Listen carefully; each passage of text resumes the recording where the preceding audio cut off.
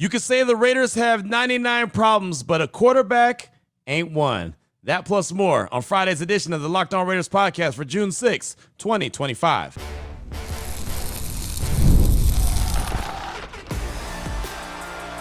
You are Locked On Raiders, your daily Las Vegas Raiders podcast. Part of the Locked On Podcast Network, your team every day. And welcome in, Raider Nation, to another edition of the Locked On Raiders podcast. Thanks so much for making the show your first listen of the day. We definitely appreciate you. If you're catching the show wherever you find your favorite podcast or you're checking us out by way of the YouTube page, you know we appreciate both. Show grows each and every day because of your support and the great job that my man Ari does behind the scenes on the YouTube page. Without him, there is no YouTube page, so we shout him out. We appreciate him. He does a great job each and every day. He's on Twitter at Ari Produces. You can hit me up as well at your boy Q254. And if you want to be a part of the show, we've got the Locked On Raider podcast voicemail line at 707-654-4693. A lot of really good feedback on a bunch of different subjects that we've been talking about all throughout the course of the week. You'll hear from Raider Nation in segment number 3. Your calls and texts, a lot of good stuff. Again, 707-654-4693. Segment number 2, on yesterday, I threw the challenge out there about trying to find 5 teams that made the playoffs in 2024 that you think might not make it in 2025. It sounds easy? Not so much. I'll tell you, I struggled with it as well. So we'll talk about that. Segment number 2 of today's Locked On Raiders podcast. Here in segment number 1, just news and notes of the day. And we'll jump right into it after I tell you about the title sponsor of the show, and that's Monarch Money. Take control of your finances with Monarch Money. Use promo code LOCKEDONNFL. It's all one word at monarchmoney.com for 50% off your first year. So, at the top, I mentioned the Raiders don't have a QB problem. They don't. They've had Geno Smith ever since the Raiders traded for him, gave up that third-round pick to Seattle. That was well before the draft. So they've been locked in with who their QB is going to be. That doesn't stand the same for the rest of the National Football League. On Thursday, we found out finally, after all this song and dance, all this back and forth, maybe he will, maybe he won't, we found out about Aaron Rodgers and the Pittsburgh Steelers finally coming to an agreement. So the Steelers, matter of fact, tweeted out on Thursday night, we have agreed to terms with quarterback Aaron Rodgers on a 1-year contract pending the completion of a physical. That was from the Pittsburgh Steelers. He's going to be there next week for mandatory minicamp, going to take part of that, and then he'll be off for the summer and then come back for training camp. Just like I've been saying about the Raiders and the fact that they have mandatory minicamp June 10th through 12th. We'll be out there looking forward to being all 3 days. He's showing up for only that. He hasn't showed up for anything else, but he's going to show up for mandatory minicamp. And it's not like this is some big surprise or shock. It was the expected, but it actually became official on Thursday. So now we know Aaron Rodgers, 1-year deal with the Pittsburgh Steelers. What does that mean for them? I don't know.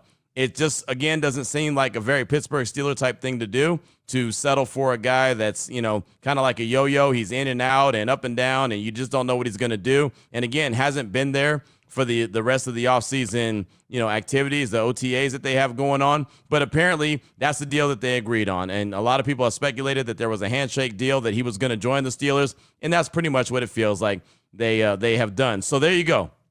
That's finally over. Aaron Rodgers is going to be a Pittsburgh Steeler on a 1-year deal. We'll see how that plays out. When it comes to other quarterbacks around the league, again, being thankful that Geno Smith is the Raiders quarterback, and that's been signed, sealed, and delivered for quite a while. Colts head coach Shane Steichen said on Thursday that quarterback Anthony Richardson is dealing with a shoulder injury and will not participate in minicamp next week. That's just all bad, right? There was a time when we had conversations on this very show about Anthony Richardson.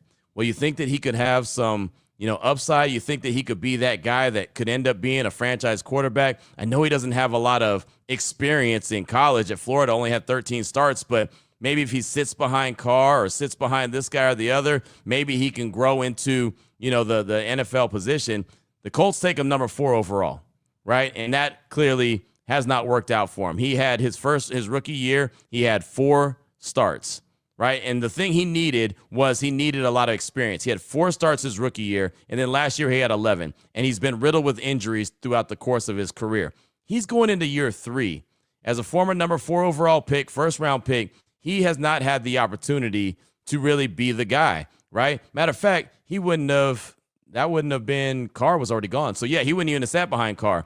He could have been there, I guess, to sit behind Jimmy G when the Raiders decided to bring him in, because instead of getting him at number, say, 7, they got Tyree Wilson. So that's right, Tyree Wilson's going into year 3. So, yeah, he would have ended up being the guy. But he has a lot of traits, right? He's a strong dude, big dude. A lot of people compared him to Cam Newton, but Cam Newton, when he was in school, he was slinging it around the yard. Oh, by the way, won a national championship as well, right? I mean, there was a reason why he was the number 1 overall pick. There was a lot of questions on could Anthony Richardson play the quarterback position. And the thing he needed the most when he got to the NFL was to be able to play. And, well, he's not able to play. And look, I know it's June. It's early. It's only mandatory minicamp that he's going to miss next week, but it's just more time that he's going to miss for a guy who can't miss any time. So in Indianapolis, who has been the most popular quarterback?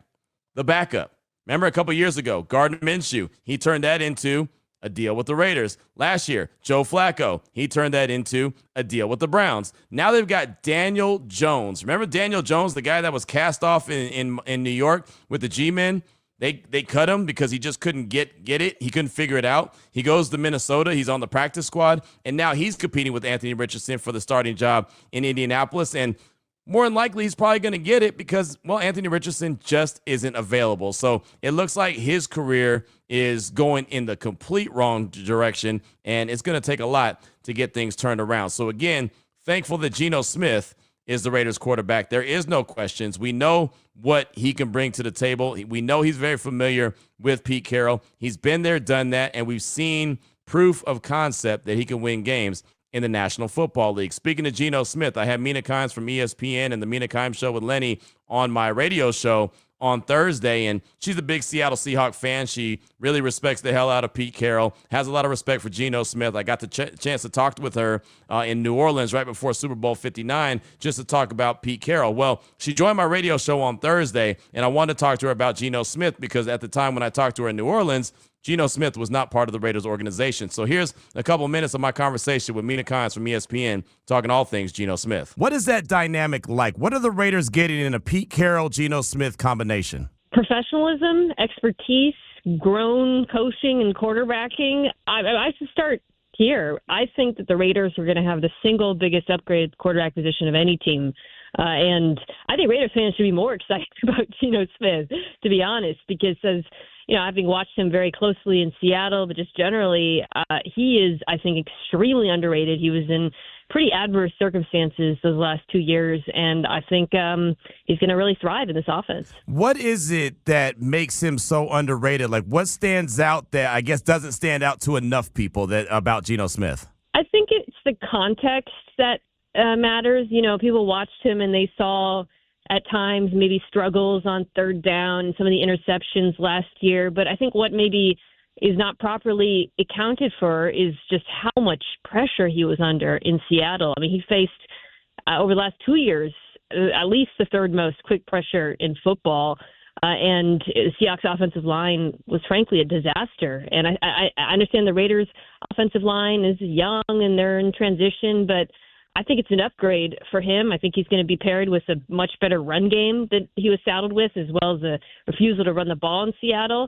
And what you get to see when he's actually protected is he's unbelievably accurate. He can throw to all parts of the field. He can make good decisions. He's really good at reading defenses. So I just think there's going to be a lot of upside in this offense. What do you believe is the ceiling for Geno Smith as he is right now with the Raiders? I think you can get quarterback play in the 5 to 15 range. I think definitely top 10 quarterback play is entirely possible. It's what you saw from him in Seattle that first year when his surroundings were a bit better. And I like what they're doing in Vegas. It's not the strongest receiver group, but I think it's going to be a unique offense. It's obviously kind of tight end led with a very interesting run game. We could talk about that with Chip Kelly. And I think he's going to have just a much better infrastructure around him. And, when you run the ball and you run the ball well, defenses can't tee off on you the way they were in Seattle. So I do think the ceiling's high. Yeah, it was funny. Ollie Connolly, who was on that show with you, said that, Chip Kelly, great. Geno Smith, great. Pairing, I'm not too sure about. How do you think that those two do pair together and put this offense together? Yeah, it's an interesting one, guy. Because the last time we saw Chip Kelly in the NFL, people think of him as spread things out, tempo. And that's not who he was the last couple of years in college. I think he really evolved as a play caller. You certainly saw that watching Ohio State. It's much more of a traditional pro-style offense in some regards, but he's really creative in terms of using personnel groupings, formation to manipulate defenses and get the run game going. And he's got some pretty fun pieces to work with. So I think the marriage could work out well. And especially I think for Chip, thing about Geno Smith is, again, you don't have to baby him. Yeah, I mean, he carries so much on his shoulders in terms of reading defenses, setting protections, and that makes life a lot easier for everybody. What do you think is the biggest challenge or the biggest concern when you look at Geno Smith in his game right now? I thought his worst flaw last year in Seattle was some of the decisions, particularly in the red zone. He did throw interceptions under pressure where it just felt like he was trying to do too much. And he would be the first person probably to say that. And some of that, yes, had to do with the protection, but he knows he has to be a better decision maker. So I just think, again, if he doesn't feel like, oh, the whole offense is on my shoulders and we can't run the ball, that should hopefully lead to better decisions, because that was really the only flaw that jumped out to me last season. Really good stuff right there from Mina K from ESPN talking about Geno Smith. She had him in the range of 5 to 15 and, said he should be at least a top 10 quarterback, right? Obviously, the division, as we know, it's well documented, is a very tough division when it comes to the AFC West. But Geno Smith, if he has a lot of good pieces around him, has better protection on that offensive line, should be a lot better than he was even last year in Seattle. The problem that he had in Seattle last year, he turned the ball over a lot and in the red zone. You cannot do that, right? The red zone is already a struggle for the Raiders. They get a lot of 3s instead of 7s. They can't come away with 0s. They sure can't do that. So you've got to be able to score. You've got to be able to capitalize. He's got to protect the ball and not try to do too much. You heard Mina K say that right there as well. So I'm so happy that when we talk about quarterbacks in segment number 1 here, we talk about Aaron Rodgers, we talk about Anthony Richardson and Geno Smith. The one that comes out sounding the best is the one that the Raiders have in Geno Smith. And it's been quite a while since any of us can say that. So I'll take that every day of the week and twice on Sunday. Coming up in segment number 2, what do the Raiders need to do to make the playoffs? What are some teams that made the playoffs that might not make the playoffs in 2025, right? The Raiders could play as good as they want to play, but who out of the teams that made the playoffs last season do we think have a shot to miss the playoffs in 2025? We'll break that down coming up in segment number 2 of today's Locked On Raiders podcast. Before we get to that, though, I do want to tell you about the title sponsor of the show, and that is Monarch Money. Have you ever checked your bank account and wondered, where'd all my money go?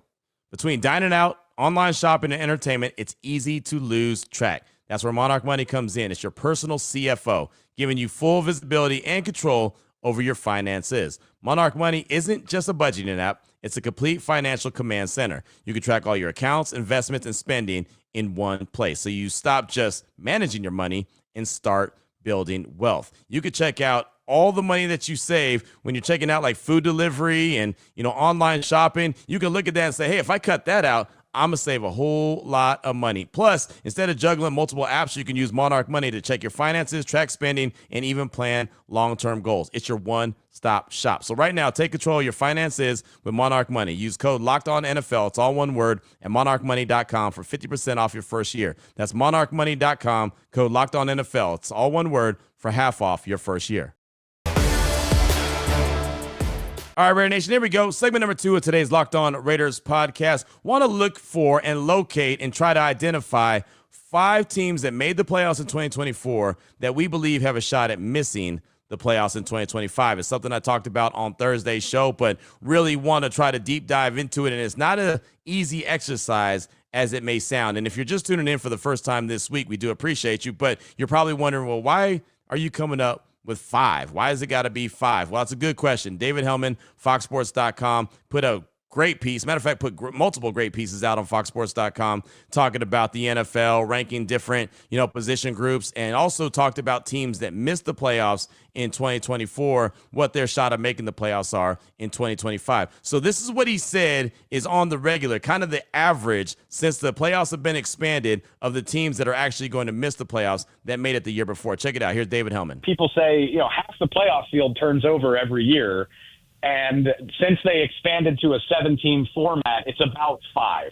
It's about 5 teams change out every single year. So a little less than half. But, a lot of these teams that we're so high on, odds are, for one reason or another, they're not going to make it. And it's fun trying to figure out who that could be. And I always laugh because, like I said, what happened last season people sort of laser in on that like it's bound to happen again, and the results just don't really back that up. Okay, so people were saying that it's about half. Well, no, and he says not reality, it's about 5. So, okay, let's go ahead and roll with that number 5 and just say that there's 5 teams that made the playoffs in 2024 aren't going to make it in 2025. Our issue is, how do we identify them? So, just for the ones that don't remember who made the playoffs in 2024 in the AFC, Kansas City, Buffalo, Baltimore, Houston, the Chargers, the Steelers, and the Broncos. Those are the 7 from the AFC. In the NFC, the Lions, the Eagles, the Tampa Bay Buccaneers, the Rams, the Vikings, Washington, and Green Bay. Those are the 14 teams that made the playoffs. So if you're the Raiders and you're looking to replace a team, obviously the AFC is all that matters, right? The NFC teams aren't going to matter at all. But whatever, we're working with 5, so we're going to try to identify 5 and why. Not just finding some teams and just throwing them out, but why are we thinking that those are teams that might miss the playoffs in 2025? So let's just go ahead and go through them. I've got 5, and it's funny, it took me a while to come up with the 5. I got 3 out of the AFC and 2 in the NFC. Kansas City, got them in the playoffs. Buffalo, got them in the playoffs. Baltimore, got them in the playoffs. Those were the top 3 seeds in 2024. I think that that's easy, right? We could pencil those teams in because they're just that good. Houston, I thought about it for a second, but they're playing in a division that's not a difficult division. The AFC South, I think there's no doubt they should still make it. I don't think the Jaguars are going to be a playoff team. I don't think that the Colts are going to be a playoff team, and I sure don't think the Tennessee Titans are going to be a playoff team. So just by default, I've got the Houston Texans in the playoffs representing the AFC South. So then it comes down to the Chargers, the Steelers, and the Broncos. Yeah, I picked all 3 of those teams to miss the playoffs. Now, 2 of them come from the AFC West. We know that 3 teams out of the AFC West made the playoffs a year ago. I don't think it's going to be the same this year. And that's even with the Raiders making the playoffs. I still don't think you'll see 3 teams from the AFC West. I think they're going to beat each other up. I don't think you're going to see the Raiders go over in the AFC West. So are the Chargers really that team, that number 5 seed like they were a year ago? Is Denver, who just squeaked in as the number 7 seed, are they still that team, right? Can the Raiders knock off both of those teams? Can the Raiders sweep one of those teams, right? I looked at those as, if the Raiders are better like we all expect they're going to be, they should definitely make it a lot more difficult in the AFC West for the Chargers and the Broncos. And really, at some point, I expect them to make it difficult on the Chiefs as well. This very well could be the year that the Raiders finally get a dub over the Chiefs in Allegiant Stadium, which will come Week 18, the final game of the season.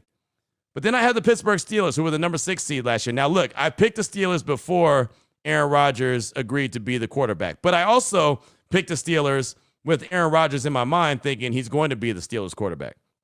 I don't know what he is as a quarterback at this stage of the game. I know the last 2 years he's been in New York with the Jets and didn't make the playoffs, and they were a team that had a lot of really good talent. Pittsburgh has talent. Pittsburgh has a coach in Mike Tomlin. I know. Stop me if you haven't heard this before. Always has a winning record. I get it. But are they going to be able to continue to ride that out? How is Aaron Rodgers going to blend with what Mike Tomlin wants to do? Is he really a Steeler? And I don't think he is. I think this is the worst move that the Steelers have made in a very long time. I have a lot of respect for that organization, but this is not a Steeler-like move. I just don't like it, and I don't think he's going to be that successful. And I'm not rooting for him to fail. I just don't think he's going to be successful. I don't think he's going to buy in to what the Steelers are selling. So those are the 3 teams I look at the AFC. The Chargers and Denver, because they're both in the AFC West, and I don't think you're going to see 3 teams represent in the playoffs out of the same division in the AFC West this year like they did last year. I just don't see it because the Raiders are going to be better than a 4-win team. So I think that that's going to balance them out, and there's going to be some L's in the AFC conference from what they had last year. So those are the 3 teams. In the NFC, the Lions were the number 1 seed. Eagles were the number 2 seed. Tampa Bay was the 3 seed. I think all 3 of those are in. The Rams, the 4 seed, I think they were in. Minnesota's a questionable team that I have. I think Minnesota's going to miss because they had J.J. McCarthy starting as a rookie. Who knows who he is as a quarterback? I'm still not sold that he's actually a really good quarterback. We don't know. We saw him in one preseason game against the Raiders, and he did pretty well, but that was a preseason game. How many Raiders have done great in the preseason and then stunk it up in the regular season or not even made the squad? He'll make the team, right? First-round pick, but is he really going to be that guy? I know there's weapons there. I know that their head coach is a really good coach in Kevin O'Connell, but is he going to be that guy and understand the NFL and really take off right away? Possibly. But remember, they play in a very tough division as well in the NFC North. You can make an argument for the Lions, the Vikings, the Packers, right? I mean, you can make an argument for all those teams, right? And the Bears are supposed to be better this year as well with Caleb Williams and Ben Johnson there. So you can make an argument really for every team in the NFC North. I don't think it's going to play out that way, but you can make that argument. So I have Minnesota missing the playoffs in 2025. The Commanders, I was on the fence. At first, I had picked them to miss the playoffs just because they won all those one-score games, 8 of them to be exact. They had the ball bounce their way a lot of times. They were pretty good when it comes to health. Normally, those kind of things regress a little bit. So I looked at them, and I was on the fence. But I'm going to go with the other team in the NFC North, the Green Bay Packers. Right? I don't know if Jordan Love is truly that guy yet.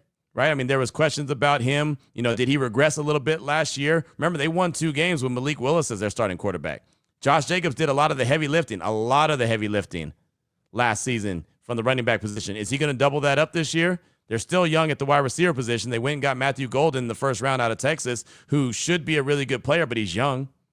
They have a very, very young team, very young playmakers outside of Josh Jacobs. So I can see them taking a step back. And again, they play in a very tough division. So Green Bay is the other team that I have missing. So those are the 5 that I picked. And again, these are the predictions that are guaranteed to go wrong, right? There's no way that I'm going to come out on top with all 5 of mine. But those are the 5 that I look at. And obviously, if you're the Raiders and you're trying to make the playoffs in 2025, all that matters to you is the AFC. You're looking at the Chargers, the Steelers, and Denver. Right? But you also have teams like Cincinnati who had a late season push to try to make the playoffs last year, and they almost did it, but they didn't. Right? So that's a team that you got to watch out for. Obviously, the teams in the AFC West, they're going to battle with each other. Right? The AFC North is very competitive. The only team in the AFC North that I don't think is going to be good is the Browns, and that's not me going out on a limb. That's just the obvious. Right? Who knows who their quarterback's going to be? Right? They've got like 18 of them on the roster, but the Bengals are going to be better, you expect. The Steelers, again, they've got Mike Tomlin, so you feel like that they at least have that going for them. I just don't think that the blend with Aaron Rodgers is going to work. You know, and then you got Baltimore. And Baltimore, you got penciled in.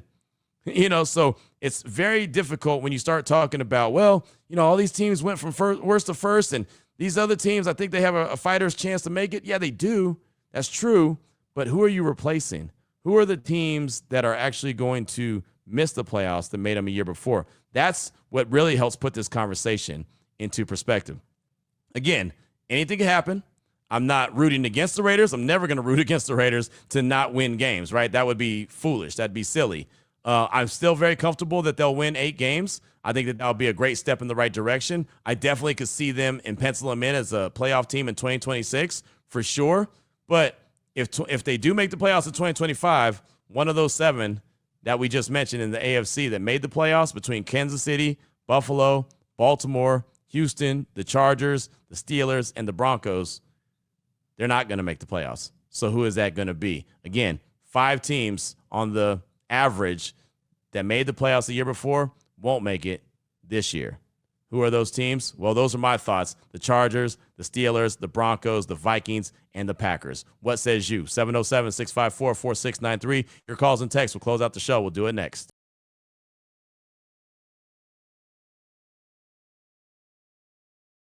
Here we go, Raider Nation. Segment number 3 of today's Locked On Raiders podcast. Your calls and texts straight off that Locked On Raider podcast voicemail line, 707-654-4693. Let's start off with a call from Smitty from the 304. He's calling to talk about the Raiders and Raider Nation. Here he is, Smitty from the 304. Hey, Q. Hey, Raider Nation. It's Smitty from the 304. I'll keep it short. Well, this is my first time calling, and I've sent a text in the past. I'm still fairly new to the show. Probably about 10 episodes in, and I love it. It helps me get through my shift at work. I patrol the interstates looking for people that are broke down. I appreciate all the Raider fans in West Virginia that have been calling in. I live in Parkersburg area, and I see Raider fans all over the place. I got my car decked out with Raider stickers, so it's very clear who my team is. I'm in Steeler country up here, so it's crazy. But I wanted to touch on how I feel about the Raiders and the Raiders fans. I'm not really close with a lot of my family like that. So growing up, my dad introduced me to the Raiders. He lives in Wyoming now. You hear this, Dad? Hi. But I'm 23, about to turn 24 now. And the Raiders have always been there. Whether they lose or not, it hurts my feelings very deeply if they do lose. I'm sure like everyone. But, yeah, the Raider fans, Raider Nation, the shield, got them inked on my arm, all mean so much to me. They're the family like I don't have. And even whenever the civil wars were going on about Carr on Twitter and all the arguments that I had with people, just know that I love you all. And Raider Nation for life. Win, lose, or tie. Raider till I die, baby. Thanks, Q. Thanks, Raider Nation. Smitty, thanks so much for the call. Appreciate you. And it's funny you talk about your dad living in Wyoming. Mine does too. Right? So that's really cool. Nice little tie-in. And yeah, I mean, when it comes to Raider Nation, there's no one more passionate and more faithful than Raider Nation. That's for sure. I say it all the time. Like, the players could change, the coaches could change, the general manager could change, but the one thing that remains the same is Raider Nation. It doesn't matter if they're playing in L.A., if they're playing in Oakland, if they're playing in Vegas, Raider Nation remains the same. It's awesome. And like you said, we're definitely a family, and we definitely are a family here on the Locked On Raiders podcast. I'll make sure that we have it no other way. Smitty, thanks so much for the call. Definitely appreciate you representing that 304. So funny, man. Ever since I, made that big mistake on ESPN radio saying that Miami was 304, which is actually, it's not. It's a 305. I know that for a fact. One, Pitbull's Mr. 305. Two, my guy, Brother Marquise, is in the 305. I should never make that mistake, but I did. I've been getting a lot of love from West Virginia. West Virginia's like, man, Q holds it down for us. Yeah, I do. I got your back. We even have people that call into ESPN radio all the time. It's like, Q, love it when you represent for West Virginia. Yep. Never been there, but I got your back. So thanks, Smitty, for the call. Definitely appreciate you. Up next, got a text from Fitzy in the 603. That's New Hampshire. He says, hey, Q, it's prediction season. So here are mine. AFC West standings. The Chargers 11-6, Chiefs 11-6, Broncos 9-8, Raiders 7-10. Defense and schedule are the reason for a non-winning season. League-wide, I think the playoff teams from last season, except a few, Bengals get in over the Steelers, Jaguars get in over Denver, 49ers get in over Vikings, and I think Joe Burrow or Josh Allen finally get a ring. Thanks, Q. 50 from the 603. That is New Hampshire. Thanks for the text. Appreciate that. And okay, there you go. Jaguars in over Denver. I don't see it in Jacksonville. I know they've got Liam Cohen, who's the hotshot offensive mind, the guru. I get it, but I just don't see it. I don't see Jacksonville. I don't see Trevor Lawrence. I don't believe in him. He's done a whole lot. He's done as much as Justin Herbert's done. A whole lot of nothing so far. And remember, he was the number 1 overall pick that was supposed to be the end-all, be-all, right? He was the guy that he can come to the NFL right after his freshman year. He's that good, right? And he just, to me, he's never lived up to the billing. I don't believe in him. He turns the ball over a lot. He's injured quite a bit. I think that they have talent on the surface. I don't think they have very much depth. Honestly, I think they're very similar to the Raiders, who have top-end talent, but they're not deep. And I think the Raiders are the same position. I have more faith in Pete Carroll than I have in Liam Cohen. But that's just me. But thanks for the text. Really good stuff. Do appreciate you. And I could definitely see the 49ers getting in over the Vikings. That's why I picked Minnesota, especially because they got a rookie quarterback to not make it in 2025. Up next, a blast from the past, a call from Vader Raider in the 303. It's been a minute. He's calling to talk about the show and comment on the Raiders' offseason in general. Here he is, Vader Raider in the 303. Q, Raider Nation. It's your boy, Vader Raider. Haven't called in a while, probably since last year. Hope everybody's doing well. Q, I love everything that you and Ari have been doing with the podcast. It's been incredible. You guys have just been killing it. I don't have to give you more flowers because you guys see the numbers and you know. Just wanted to comment briefly on what's been going on in the off season. I absolutely love it. I absolutely love what's been happening, and I love hearing all the new voices that have been, climbing on board the Starship Q, if you will, the Starship Locked On Raiders. It's been good to hear. I love all the off-season moves, Q. I love every one of them. I mean, we're just killing this. And it's been great. It's been great to see. It's been great, the Pete Carroll signing, the Spytech hiring, Geno Smith, the draft. Okay, the draft. How can you not love this draft? I mean, there's 4 or 5 players here that could be Raiders for a very long time, and that's refreshing. It's refreshing to hear. One of the big things that I wanted to talk about was, this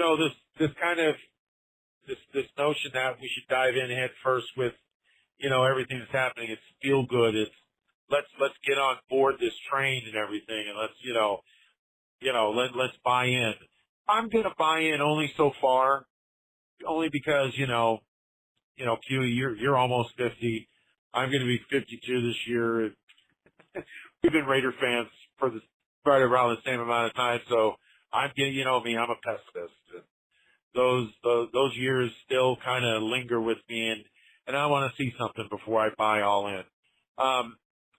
You know, I was going to call in about the time that DC retired, but then, you know, I kind of said, well, let's just let that lie, because DC did good things for us, and he was, you know, he was a very, you know, everything surrounding DC was very controversial, and, you know, he stabilized the position, and he was good for Raider Nation for while he was here.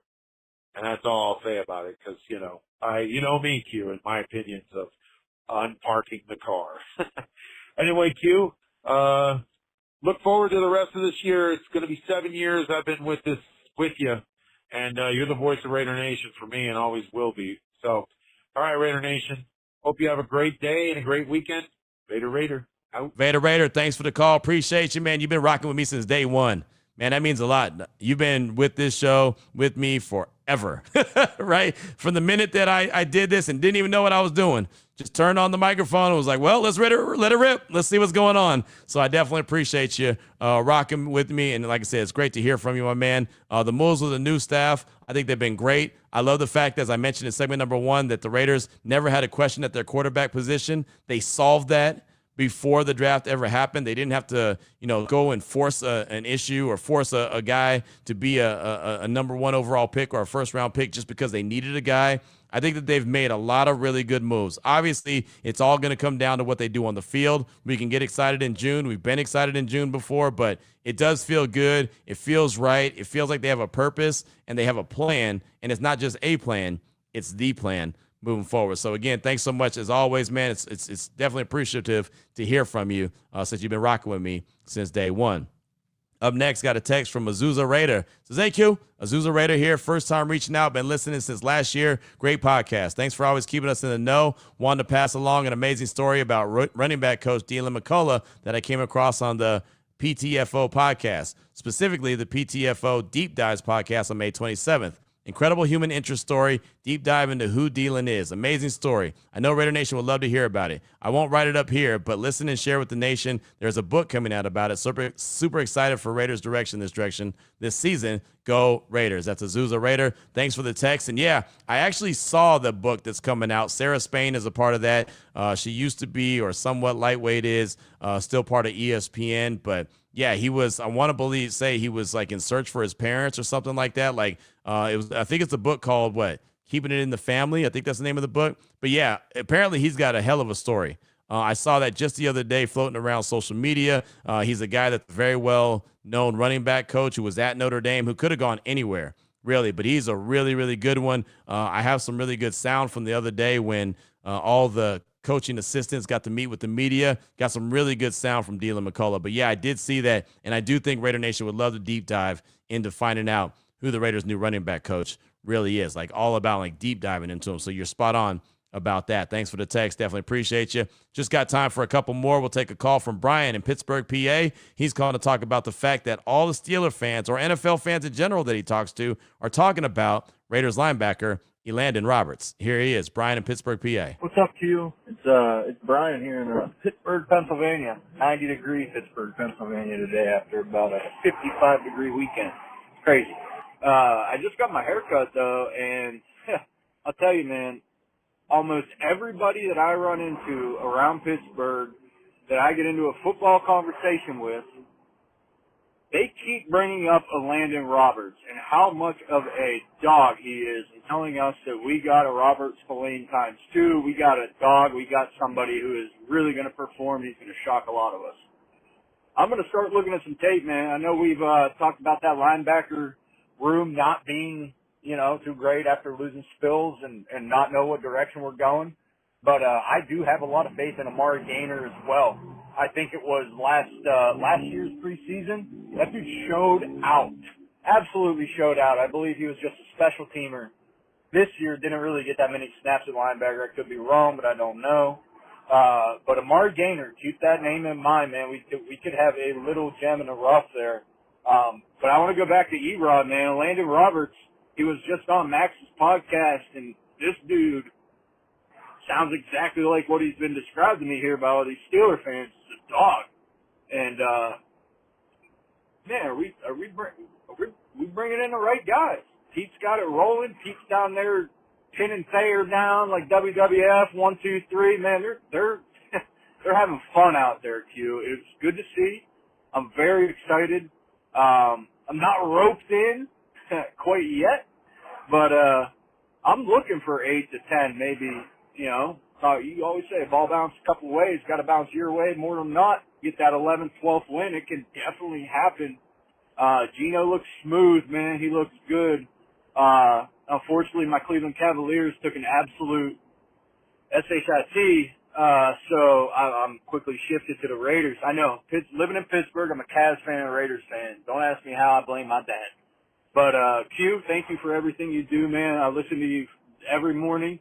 I remember back a couple years ago during Kimani's game here in Pittsburgh when Ruggs went about 80 yards in the air and we whooped them Steelers, man. That was such a great game.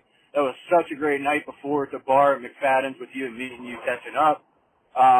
Just want to, say thanks again, man. Appreciate everything, all the hard work that you and Ari do behind the scenes that nobody sees.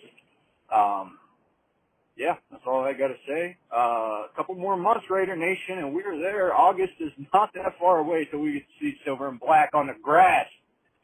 Just win, baby. All right, Q. Brian, thanks so much for the call. Appreciate you. And, man, I'll tell you, E-Rob is the guy. He brings the energy. He brings the leadership. He's a hell of a player. He's a 2-time Super Bowl champ, and the guy is still hungry. Great leadership. We got an opportunity to catch up with him on Wednesday this week when we were at OTAs, and, I mean, he just brought it, right? I mean, and it's funny because now after he spoke, and I put a few of his sound bites on Thursday's show, if you didn't get to hear it, now that he's spoken, he said what he has, I start my radio show every day with his quote, "Every day matters." I even wrote it up on the window at the radio station in the studio. Every day matters, to remind myself and everybody that walks in that studio, every single day matters. Because Vinny Bonsignore asked him the question of, well, why at this age do you still go so hard in the paint? You're 31, you won the Super Bowl a couple times, you're a free agent on a 1-year deal. Why do you go so hard? Why are you trying to get with Patrick Graham and learn football all the time? Why are you trying to be a leader? And he's like, man, every day matters. Right? I'm not getting my time back, right? I don't want to be that guy that sits around and says, man, I wish I would have done this. I wish I had done this when I had that opportunity. Don't want to be that guy. Want to go hard in the paint every single day because every day matters. So that's literally written. If you ever end up at the radio station for some reason in Las Vegas, it's literally written on the studio wall. And I don't even know if I'm supposed to do that. Right? It might be frowned upon, but somehow we have a window that you can see into the studio, and I've written all kind of phrases on there, like anytime I come across like a motivational, like a saying or a whatever, a couple words here and there, something that may encourage somebody when they're walking through the door, I write it on the glass. Again, it may be frowned upon, but it's for a good reason. It's for a good purpose. So definitely going to keep that up. But yeah, so I'm excited about E-Rob. Amari Gaynor, I saw him not too long ago. He was super excited. He's ready to go. I mean, that dude couldn't stop smiling. He was so fired up and ready to go. So I'm looking forward to seeing what he can do. And the linebacker room, even though we have questions about it, it may not really be as questionable as we think it is. And I'm glad you brought up Kimani's game in Pittsburgh. I remember that game. I remember sitting in the press box of that game, and my dad's a Steelers fan. And I remember calling my dad on that day. And I was like, hey, I'm here in Pittsburgh. I'm at the Raiders Steelers game. And then, as you mentioned, the Raiders went on to win that game. Henry Ruggs, Derek Carr to Henry Ruggs, really good connection. They won that one. I think that was the last Kimani's game that they won. So maybe they're going to be on the road this year in D.C. for Kimani's game. So maybe that's all they need. Maybe to be on the road. Maybe winning Kimani's game at Allegiant Stadium is a no-go for them. They need to be on the road. So we'll see what happens this year. But thanks so much for bringing that up, man. Really do appreciate you. As Brian in Pittsburgh. And we'll close out with a text from Jason in 304. Again, West Virginia represent. Good day, Q. Raider Jason from the 304. First, want to commend you on the mental health episode. Nice job. Much needed discussion, especially for our generation. Here are my 5 teams that won't make the playoffs in 2025. 1, the Steelers. 2, the Broncos. 3, the Cowboys. 4, the Rams. And 5, the Vikings. As always, love the show. Just win, baby. And go Raiders. Jason, thanks so much for the text. Appreciate you. Thanks for the compliments on the mental health show. That is definitely a discussion that needs to be had more often than not Just for everybody, man. Everybody could use that conversation. So if it sticks with the 5 that you have as far as teams missing the playoffs, Steelers and the Broncos are the only 2 teams in the AFC. So those are the 2 that would matter for the Raiders. So the AFC North, I can see the Steelers missing it. That was a team that I picked. I also picked the Broncos, right? Both of those divisions, AFC North and AFC West, are very difficult. So I definitely could see how both of those teams could miss the playoffs. So there's not a lot of wiggle room if you're the Raiders, right? You could feel like you're going to make the playoffs, but who are you replacing? Jason only has 2 teams out of the conference that aren't going to make the playoffs, the Steelers and the Denver Broncos. So, Jason, thanks so much for that. Do appreciate you. And that's going to do it for today's show. That's going to do it for the week. It's just that simple. We definitely appreciate all the great feedback. It's been a really good week as far as I'm concerned. A lot of good calls, a lot of good information, a lot of good conversation, food for thought, I like to call it. So Raider Nation, have a fantastic weekend. Stay safe all weekend. Enjoy yourself. Do what you got to do. We'll be back on Monday. Of course, we'll have more calls and texts. We'll have more news and notes. We'll have plenty to get to here on the show. So until then, Raider Nation, take care of yourself. Take care of your family. Love on your family. Most importantly, as always, just win, baby.